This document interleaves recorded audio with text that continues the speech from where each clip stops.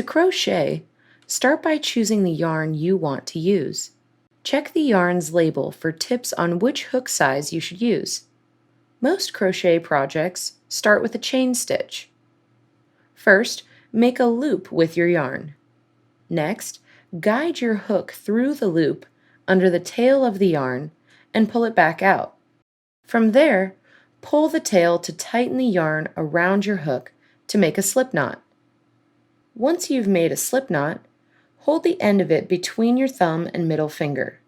Use your index finger to guide the yarn from the back to the front around the handle of the hook. Finally, pull the yarn through the loop using the hook. Repeat the process to make more chain stitches. If you make a mistake, remember that you can always tug on the end of your work to unravel it a bit. Go back to a spot you know you did correctly, and then try again. Once you're comfortable chain stitching, you'll be ready to follow beginner crochet patterns.